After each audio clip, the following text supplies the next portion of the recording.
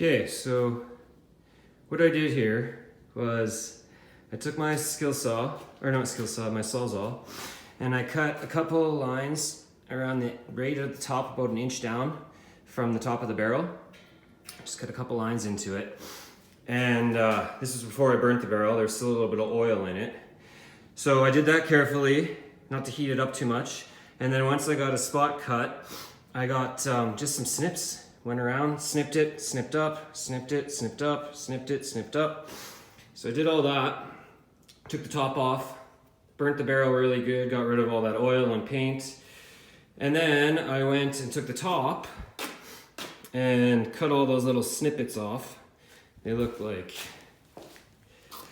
basically this. They were all bent flaps that I used to cut. And I just used tin snips like this, cut around the barrel. Cut around, cut up, cut a little, about another 1.5 inches, cut up, bend it up, do the same thing all the way around. So then I took those, I cut them all off the lid, and then so that it's still the full lid, it's got the lip on it and everything. Stuck it in here. I opened up this so I could kind of hold the one end. Took my hammer and just a piece of pipe, banged around the edges until she got into this groove here. Now she's sitting there and I'm just gonna tack it up. And that'll be the base for my fire pit.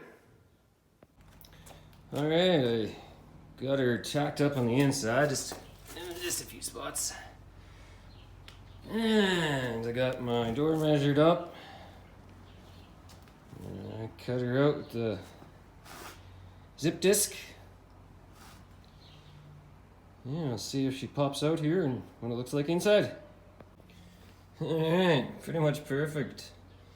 I don't know how I lucked that out, but awesome. Alright, so get my door welded on. My welder overheated, but I had to cut out of this part here about 1 inch back so that my angle iron would fit on there. And then put angle on here. I had to do the same with this bump, cut it out. Then I put those on. I got it welded so that it opens right now. It's not done yet. But yeah, so you can see I cut it out there. And I had to cut a little bit out of the bottom too because there's a little lip there. And then she closes.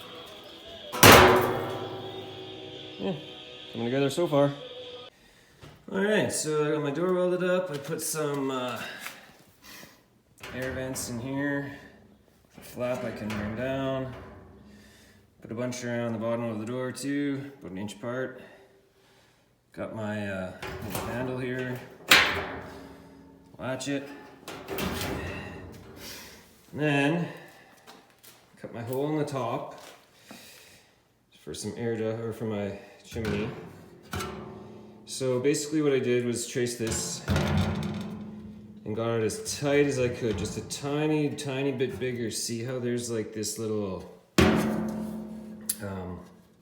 bump right here? So I got it so that I could just fit this sucker up from the inside, and it goes over that bump. And then I flipped up 2 of these flaps so that I could screw it down. Now I'm thinking this, I found this somewhere. Used to be a cone that came out, and somebody had cut it so that it would fit on to something else. So what I did was just bent the pieces that were left over and slid this little piece of metal that I have. And that'll act as a flame stop, or whatever you want to call it.